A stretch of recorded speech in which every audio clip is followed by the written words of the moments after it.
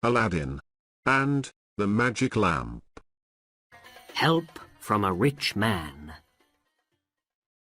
Many years ago, in a city in Arabia, there was a boy called Aladdin. He lived with his mother in a little house near the market, and they were very poor. Aladdin's mother worked all day, and sometimes half the night, but Aladdin never helped her. He was a lazy boy, and he did not like to work. He only wanted to play all the time. Every morning he ran through the streets to the market. There he talked and laughed and played with his friends all day. Then, in the evening, he went home for his dinner. And every night his mother said to him, "Oh, Aladdin, Aladdin, you are a lazy boy, a good-for-nothing. When are you going to do some work, my son?" But Aladdin never listened to his mother. One day, in the market, there was an old man in a long black coat. Aladdin did not see him, but the old man watched Aladdin very carefully. After some minutes, he went up to an orange seller and asked, "That boy in the green coat, who is he?" "Aladdin, son of Mustafa," was the answer. The old man moved away. "Yes," he said quietly, "yes, that is the boy. The right name and the right father." Then he called out to Aladdin, "Boy, come here for a minute. Is your name Aladdin? Aladdin, son of Mustafa?" Aladdin left his friends and came to the old man. "Yes," he said, "I am Aladdin, son of Mustafa. But my father is dead. He died 5 years ago." "Dead?" said the old man. "Oh, no!" He put his face in his hands and began to cry. "Why are you crying?" asked Aladdin. "Did you know my father?" The old man looked up. "Mustafa was my brother," he said. "I wanted to see him again, and now you tell me he is dead. Oh, this is not a happy day for me." Then he put his hand on Aladdin's arm. "But here is my brother's son, and I can see Mustafa in your face, my boy. Aladdin, I am your uncle, Abanazar." "My uncle?" said Aladdin. He was very surprised. "Did my father have a brother? I didn't know that." "I went away before you were born, my boy," said the old man. "Look." He took 10 pieces of gold out of his bag and put them into Aladdin's hands. "Go home to your mother and give this money to her. Tell her about me, and say this: Her husband's brother wants to meet her, and he is going to visit her tomorrow. 10 pieces of gold is a lot of money, and Aladdin was very happy. He ran home quickly and gave the gold to his mother. At first, she was afraid. "Where did you get this, Aladdin? Did you find it? It isn't our money. You must give it back." "But it is our money, Mother," said Aladdin. "My uncle, my father's brother, gave the money to us. Uncle Ebenezer is coming to visit us tomorrow." "Who? You don't have an Uncle Ebenezer." "But he knows my name, and my father's name," Aladdin said, "and he gave 10 pieces of gold to me. He's very nice. You must make a good dinner for him." The next day, Ebenezer arrived at Aladdin's house. "My sister," he said, and smiled. "My dead brother's wife. I am happy to find you and Aladdin."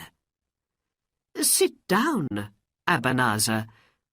We're happy to see you in our poor home," Aladdin's mother said. She put meat, rice, and fruit on the table.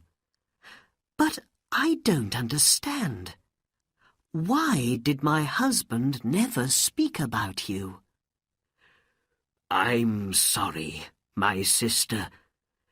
When we were young, my brother and I were not friends for many years. Then I went away to a far country. I am an old man now, and wanted to see my brother again and take his hand. But he is dead, and I cannot speak to him or say old man's goodbye to him now." Ebenezer had tears in his eyes, and Aladdin's mother began to cry too. "But I am home again now," the old man said, "and I can help my brother's wife and his son, because I am a rich man." He looked at Aladdin. "Aladdin, my boy, what work do you do?" Aladdin did not answer, and his face was red. "Oh, don't ask Aladdin questions about work," his mother said. "He never works. He plays with his friends all day and only comes home when he is hungry." "Well, my boy, tomorrow we must get a new coat for you. Then we can talk about work. Would you like to have a shop in the market, perhaps?" Aladdin smiled. "A shop," he thought, "and me, a rich market seller. Why not?"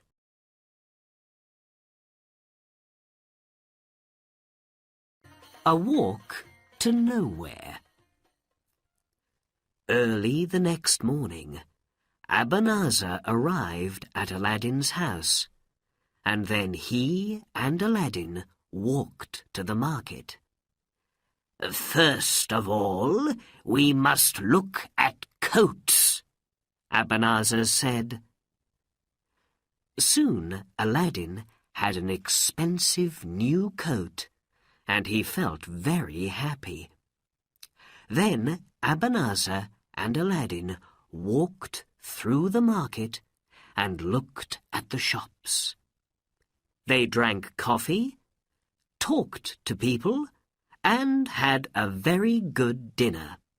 It was a wonderful day for Aladdin. On Friday, when the market was closed, Abanazar took Aladdin to the beautiful gardens in the city. They walked under the trees and talked about a shop for Aladdin. "You are very good to me, Uncle," Aladdin said. Abanazar smiled. "But of course," he said, "you are my brother's son.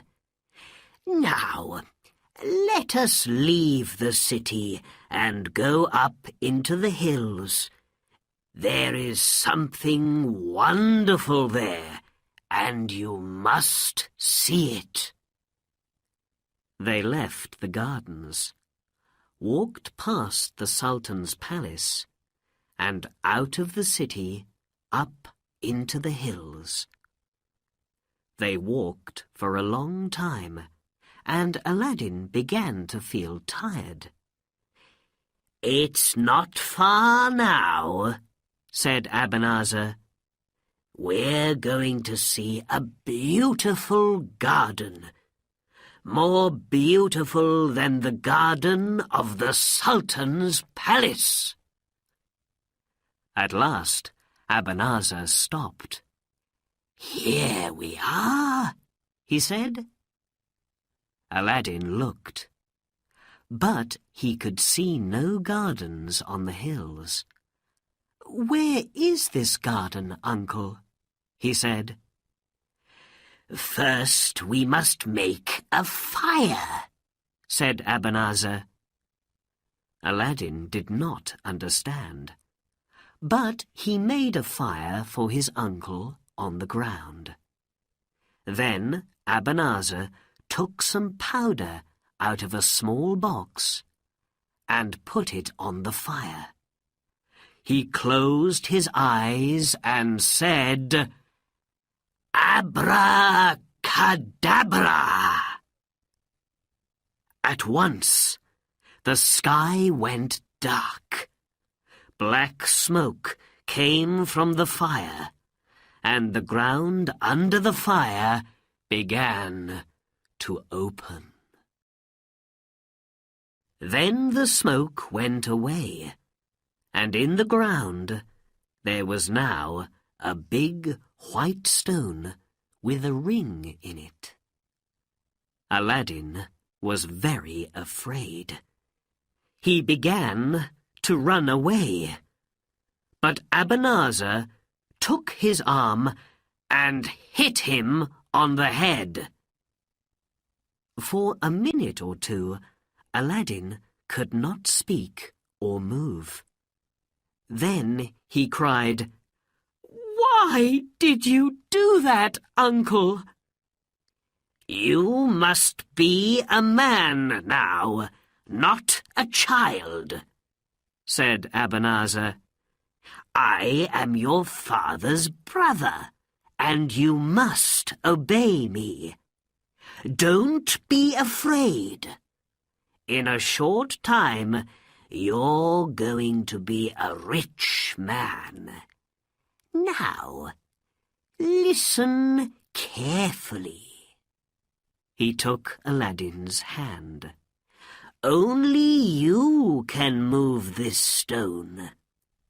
Put your hand on the ring and say your name and your father's name." Very afraid, Aladdin put his hand on the ring. It was not hot, but very cold. "I am Aladdin, son of Mustafa," he said. The stone moved easily, and now Aladdin could see stairs under the ground.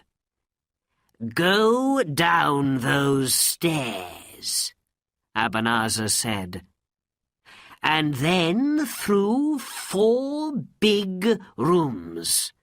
In the last room, there is a door into a garden, and under one of the trees, there is a lamp. You can take some fruit from the trees, but first you must find the lamp. Bring the lamp to me." "Please come with me, Uncle," Aladdin said.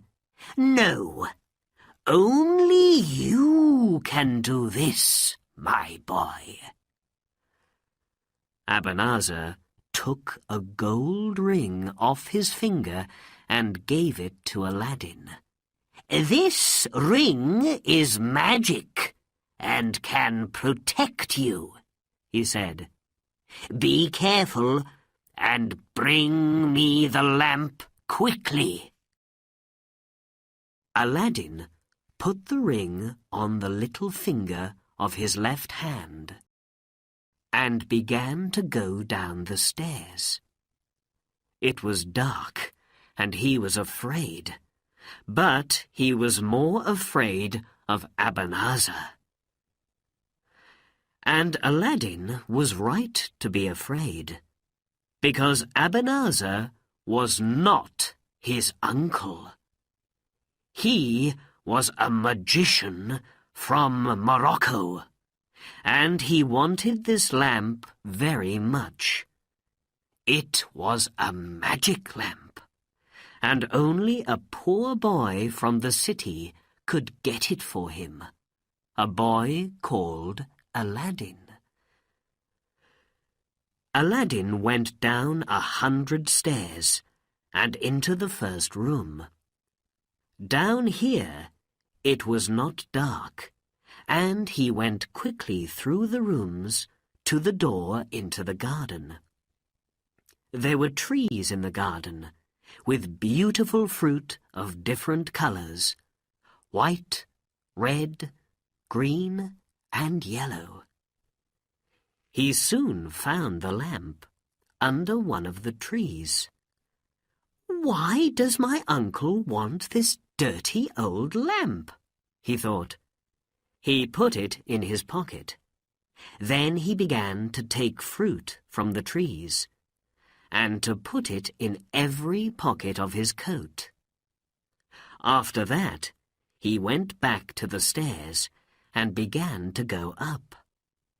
Soon he could see Ebenezer and the blue sky.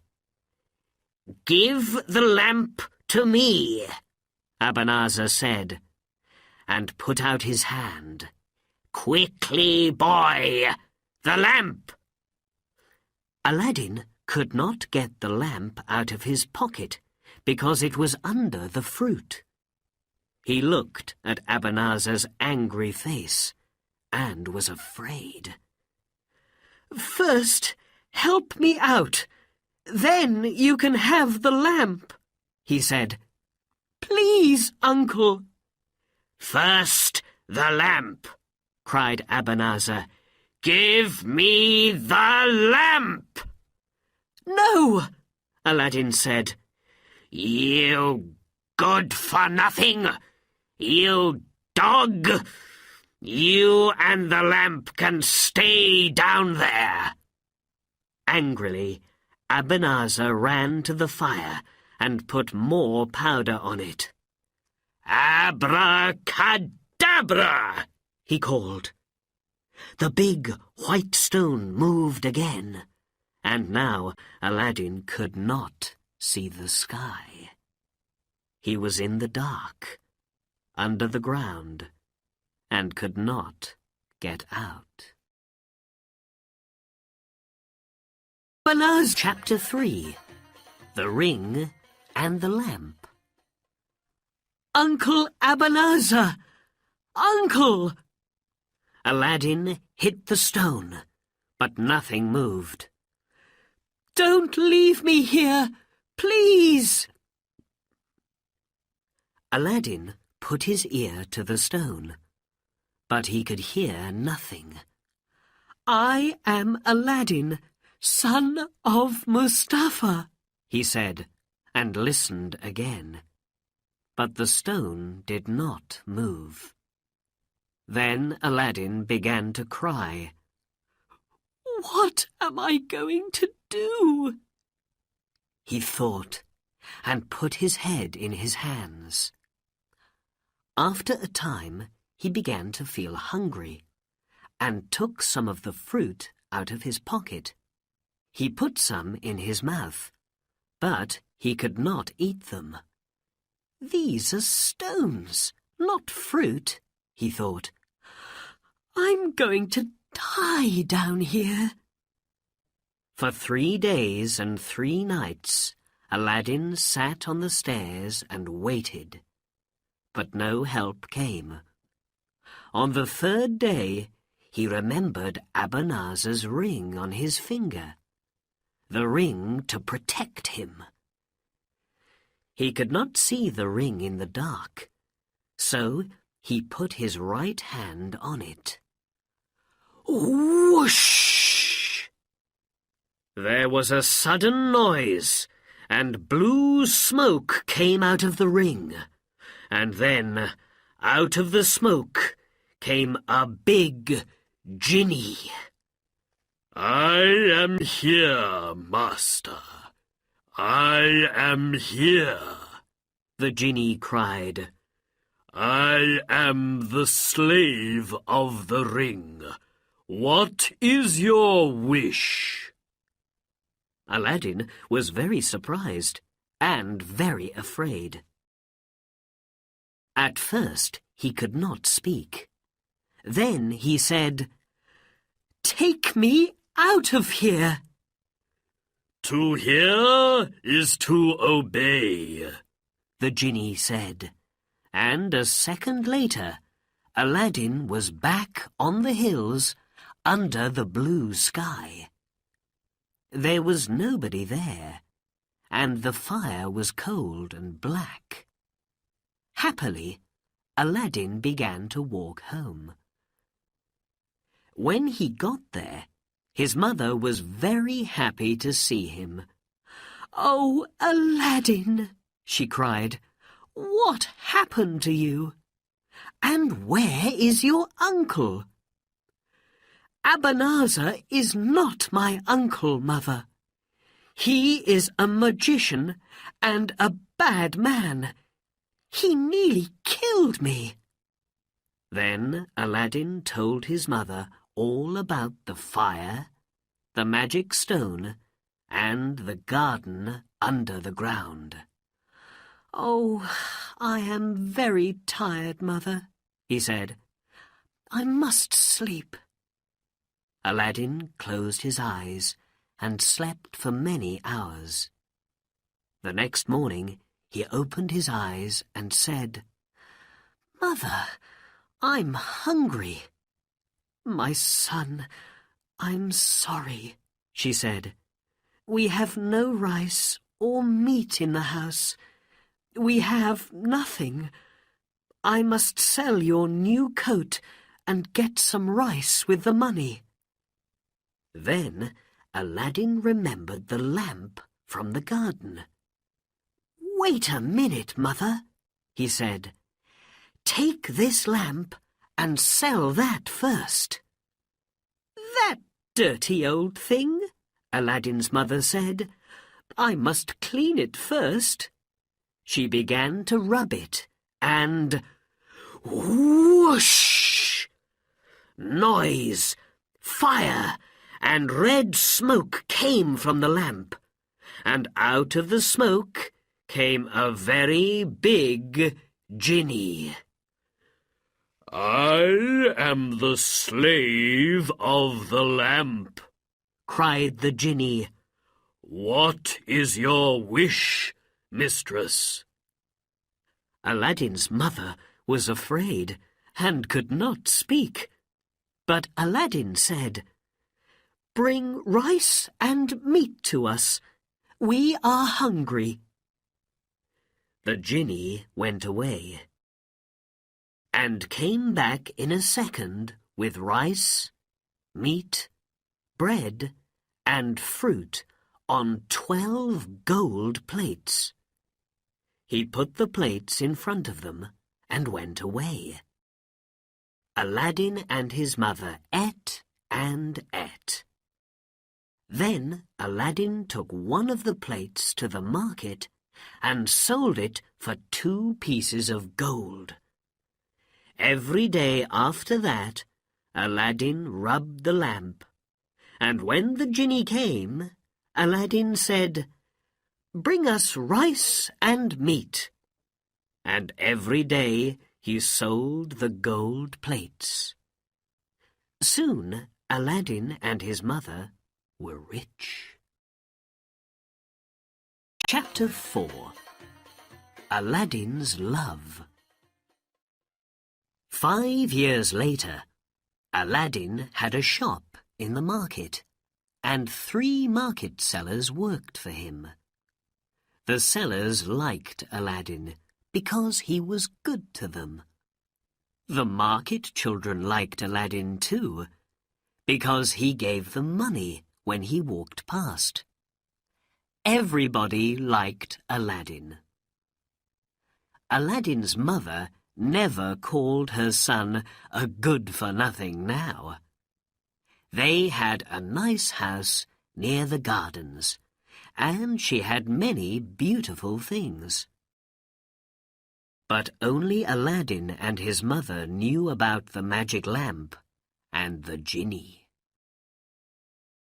One day, Aladdin heard a noise in the street and stopped to listen.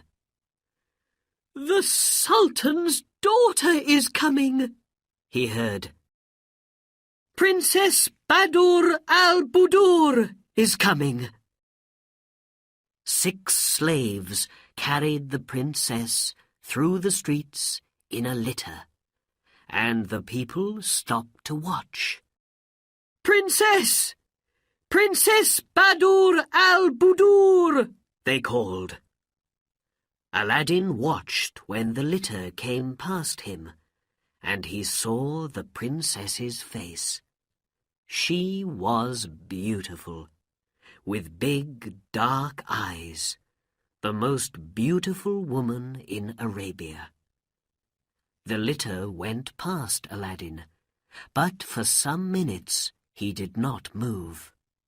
Then he ran home. "Mother! Mother! I saw the Sultan's daughter, Princess Badur al-Budur, in the street." Aladdin's face was white. "I must have the princess for my wife." "But Aladdin," his mother began. "No buts, Mother. I love the princess, and I want to marry her. Go to the Sultan and ask for me." "Me? Go to the Sultan's palace? Oh, no, no, no," Aladdin's mother said. "Listen, my son. The daughters of a sultan do not marry poor boys from the city.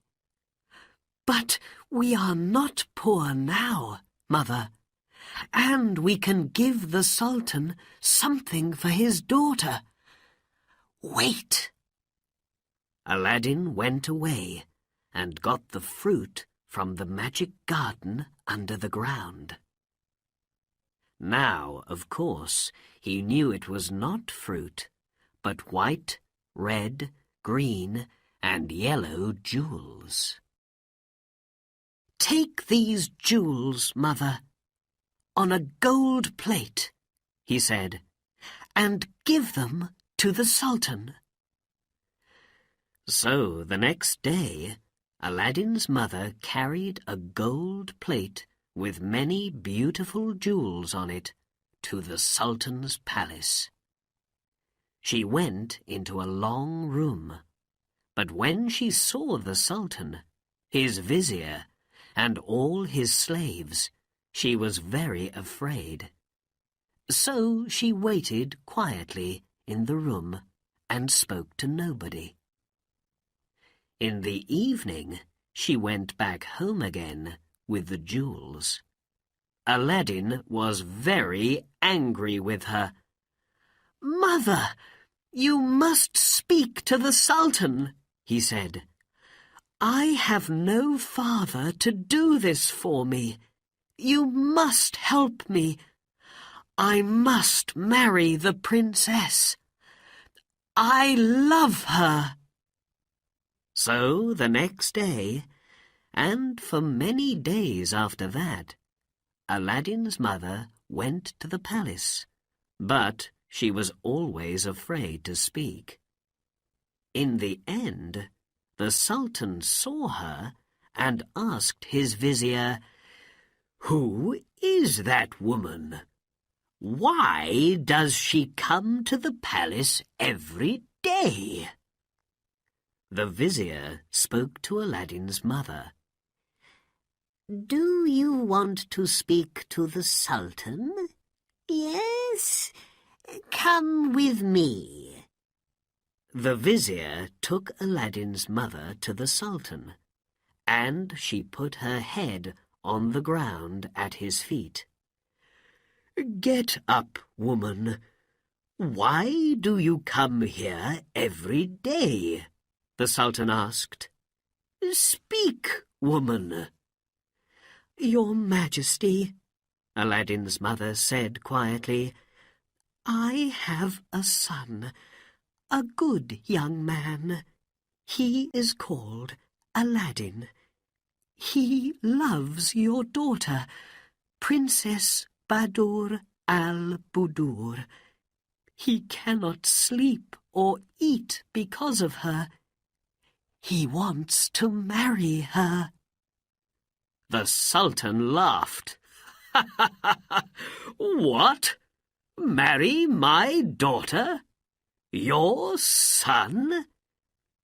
"Your Majesty, these jewels are for you, from my son, Aladdin."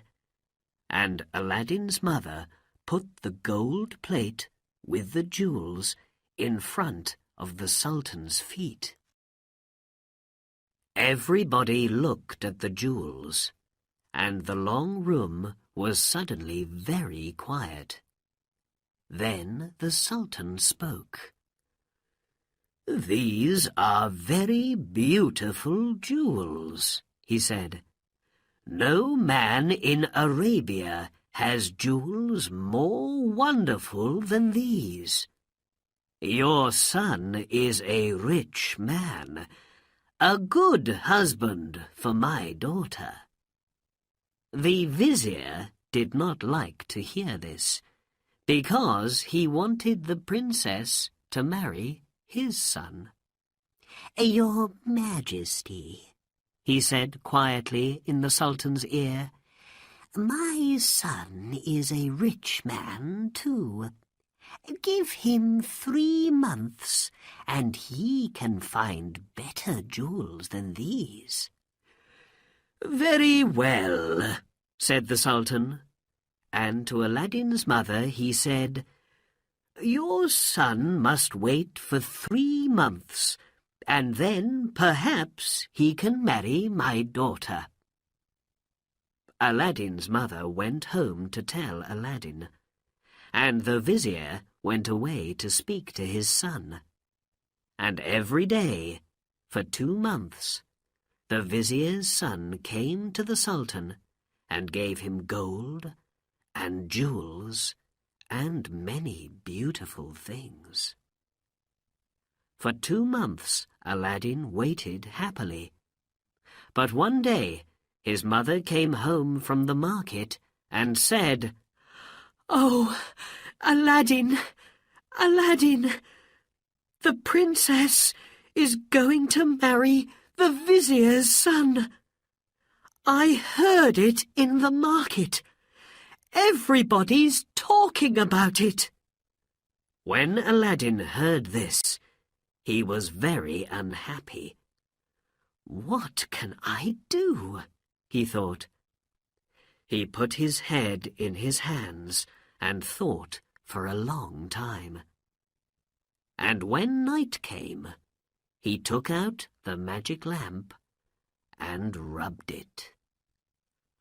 Whoosh! "What is your wish, master?" said the genie of the lamp. "Bring Princess Badur al-Budur to me," said Aladdin. "To hear is to obey." In a second, the genie was back with the princess asleep in his arms. He put her carefully on a bed, and then the princess opened her eyes and saw Aladdin. "Who are you?" she asked, afraid. Aladdin took her hand and looked into her eyes. "My name is Aladdin, and I love you," he answered. "I cannot live without you, and I want to marry you." Badur al-Budur saw the love in his eyes and smiled. She closed her eyes again. Then the genie carried her back to the Sultan's palace. The next morning, she remembered Aladdin's eyes. "There is no love in the eyes of the vizier's son," she thought. "He thinks only of gold and of jewels." So the princess went to her father. "I do not want to marry the vizier's son," she said. "I want Aladdin for my husband." The Sultan was very surprised. "What can we do?" he said to his vizier. "My daughter wants to marry this man Aladdin. He is a rich man, it is true. But who is he?" "Ask him," said the vizier quickly, "for more of those beautiful jewels on 40 gold plates and 40 slave girls with 40 slaves. Nobody is that rich." "Very good," smiled the Sultan, and said to his slaves, "Bring Aladdin's mother to me." When Aladdin's mother arrived, the Sultan said, "So, your son wants to marry my daughter. But first he must give me 40 gold plates with jewels, 40 slave girls with 40 slaves must carry the plates to me. Then my daughter can be his wife."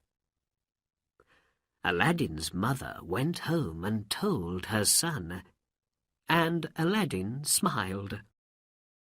This was easy for the genie of the lamp, of course, and the next day, when Aladdin went to the palace, everybody in the city came out to watch. First came 40 slave girls in dresses of gold, and every girl carried a gold plate with wonderful jewels on it. After them walked 40 slaves in coats of gold, and last came Aladdin on a beautiful white horse. "What do you say now?" the Sultan said quietly to the vizier when he saw all these wonderful things. "Aladdin must marry my daughter. How can I say no?" And the Sultan went to Aladdin and took his hands. "My son," he said, "you can marry my daughter tonight." "Tomorrow, Your Majesty," said Aladdin, "because before I marry your daughter, she must have a palace, the most beautiful palace in Arabia." The genie of the lamp worked all night, and the next morning the Sultan saw from his window a beautiful new palace with gardens of fruit trees and flowers. "Wonderful," he said. "Black magic," said the vizier quietly. That night Aladdin married Badur al-Budur, and they lived happily in the new palace. With Aladdin, Chapter 5. New Lamps for Old. Where was Abanazar all this time? When he could not get the lamp from Aladdin, he went home to Morocco. He was very angry with Aladdin. "But the boy is dead now," he thought, "and perhaps next year I can go back and get the lamp." One day he got out his 7 black stones. These stones were magic, and when he put them in water, the water could tell him many things. Soon he could see the magic lamp in the water, but it was not under the white stone in the Arabian hills. It was in a palace. "How did this happen?" said Abanazar. "I must go back to Arabia and find this palace." After some months, he arrived again in the city in Arabia. Soon he saw the new palace and asked a man in the street, "Who lives there?" "That's Aladdin's palace," was the answer. "Princess Badur al-Budur's husband, a good man and very rich." Abanazar said nothing and walked away. "That lazy, good-for-nothing boy," he thought angrily. "So he has the magic lamp, and he knows about the genie. How can I get the lamp back?" For the next week, Abanazar watched Aladdin's palace. One day, Aladdin and his friends left the palace to go hunting in the hills. "Good," Abanazar thought. "Now I can get the lamp." After Aladdin left, Princess Badur al-Budur went into the palace gardens. She sat under a tree and looked at the flowers. Then she heard a noise in the street and called her slave girl Fawzia. "What's the matter? Who's making that noise?" she asked. "Fawzia, go and look in the street." When Fawzia came back, she had a smile on her face. "Mistress," she said, "the children in the street are laughing at an old man. He's selling lamps. but not for money. "New lamps for old," he cries. "Give me an old lamp, and you can have a new lamp. So everybody's getting new lamps." Badur al-Budur laughed. "Do we have an old lamp for him?" "Yes, my husband's old lamp. Go and get it." The princess knew nothing about the lamp or its magic. Fawzia went into the palace and came back with Aladdin's lamp. "Here it is, mistress," she said. "Go and give it to the old man," the princess laughed. "Aladdin can have a nice new lamp." Fawzia went out into the street with the lamp. "New lamps for old," the old man called, and the children behind him laughed and called, "New lamps for old!" The old man, it was Abanazar, of course, saw the lamp in Fawzia's hands and knew it at once, because of the picture in the water of his magic stones.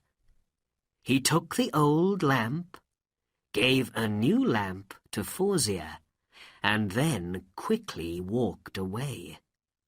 He walked out of the city into the hills. Then he took out the lamp and rubbed it. Whoosh! At once the genie of the lamp came to him. "I am here, master," he said. "What is your wish?" "Carry Aladdin's palace, the princess, and me back to Morocco at once," Abanazar said. "The Sultan can kill Aladdin for me." "To hear is to obey." In a second, Abanazar, the palace, the gardens, and the princess were in Morocco, and in front of the Sultan's palace there was now only a little red smoke. Chapter 6. There and Back Again. In the evening, Aladdin and his friends finished hunting and began to go home. Suddenly, a friend said, "Aladdin, look! The Sultan's men are coming, with swords in their hands. What do they want?" "I don't know," Aladdin answered. When the Sultan's men arrived, they said, "Aladdin, we must take you to the Sultan. He's very angry." "Why?" asked Aladdin, but the men could not tell him. In his palace, the Sultan took Aladdin to a window. "Where is your palace?" he cried angrily. "And where is my daughter? Answer me!" Aladdin looked out of the window. There was only the ground and the sky. No palace, no gardens, nothing. He closed his eyes, opened them and looked again. And he had no answer for the Sultan. "It's black magic. I always said that," the vizier said quietly in the Sultan's ear. "Your Majesty," Aladdin put his head at the Sultan's feet, "kill me now. I do not want to live without Badur al-Budur." There were tears in his eyes. Find her in 40 days, or you die, the Sultan said. I hear and obey, Your Majesty, Aladdin answered. But without his magic lamp, what could Aladdin do? He went out from the city and looked for his wife and his palace, but of course he did not find them. After 37 days, he sat by a river and cried, "Oh, Badur al-Budur, my love, where are you? Where can I look now?" He put his hands into the water of the river, and then he saw the magician's ring on his little finger. He began to rub it. Whoosh! Out of the blue smoke came the genie of the ring. "What is your wish, master?" he asked. "Find my wife and bring her back to me," answered Aladdin. "Please." "Master, I cannot do that. The genie of the lamp took the princess away, and only the genie of the lamp can bring her back. But I can take you to her." "Take me, then, quickly." "To hear is to obey." It is many, many miles from Arabia to Morocco, but Aladdin was there in a second. And there was his palace, in front of him. He went into the gardens and looked up at the windows. "Badur al-Budur!" he cried. "Are you there?" In the palace, Badur al-Budur heard him. "Is that Aladdin?" she thought. "But he is far away in Arabia." She went to the window, opened it, and looked out. "Aladdin!" she cried. "Oh, my love!" For the first time in many days, Aladdin smiled. "Come up, quickly!" the princess called. "The magician is not here now." Her slave girl ran down and opened a little door into the gardens. Aladdin ran up to the princess's rooms, and in a second she was in his arms. "Oh, my love," the princess said, "a bad man carried me here, a magician. His name is Abanazar, and I am going to kill him," said Aladdin. "Tell me, does he have my old lamp?" "Yes," Badur al-Budur said.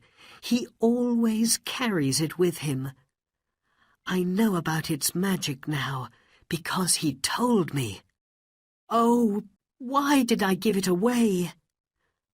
"Listen, my love," said Aladdin. "I'm going to give you some sleeping powder. When he comes here again, you must give him a drink and put the powder in it. When he is asleep, I can kill him. Don't be afraid. I'm going to take you home very soon. Now for some good magic." He began to rub his ring. Whoosh! "What is your wish, master?" said the genie of the ring. "Bring me some sleeping powder," said Aladdin. "To hear is to obey." In a second, the genie was back with some sleeping powder. Then Aladdin and the princess waited for Abanazar. In the evening, they heard him on the stairs. "Don't be afraid," Aladdin said quietly to his wife. "I am in the next room and can be with you in a second." He went quickly into the next room and stood behind the door. Abanazar opened the door of Badur al-Budur's room and came in. He smiled. "You are more beautiful every day, Badur al-Budur," he said. "Your husband, that good-for-nothing Aladdin, is dead now. You must marry me. You can have gold, jewels, palaces, anything. But you must be my wife." For the first time, the princess smiled at Abanazar. "Why not?" she said. "You are a rich man, and I am happy here. Yes. Let's drink to that." And she gave him a tall gold cup with the drink and the powder in it. "Let us drink from one cup, Abanazar," she said, and smiled at him. "You first, then me. In my country, new husbands and wives always do this." "To Badur al-Budur, the most beautiful woman in Morocco," Abanazar said happily, "and my wife." He looked into Badur al-Budur's eyes and began to drink. Very afraid, the princess watched him. But it was a good sleeping powder, and after 5 seconds, Abanazar's eyes closed, and he was asleep. The princess ran to the door of the next room. "Quick, Aladdin!" she called. Aladdin ran in with his sword and saw the sleeping magician. "Well done, my love," he said. "Now, go into the next room and do not watch." Badur al-Budur ran to the next room and closed the door. Aladdin put his hand in Abanazar's pocket and took out the lamp. He put it carefully into the pocket of his coat and then stood up. The sword did its work quickly, and Abanazar never opened his eyes again. The princess came back into the room and ran to Aladdin. He took her in his arms. "The magician is dead," he said, "and now we can go home." He began to rub the lamp. Whoosh! Fire and red smoke came from the lamp. The princess watched, afraid. "I am here, master," said the genie of the lamp. "What is your wish?" "Carry this palace, Badur al-Budur, and me back to our city in Arabia, but leave that dog Abanazar here." "To hear is to obey," said the genie. When the Sultan looked out of his window and saw Aladdin's palace again, he was a happy man. And when he took his daughter in his arms, he was the happiest man in Arabia. From that day, Aladdin and Badur al-Budur lived happily in their palace. They lived for many years and had many children. But Aladdin always carried the magic lamp with him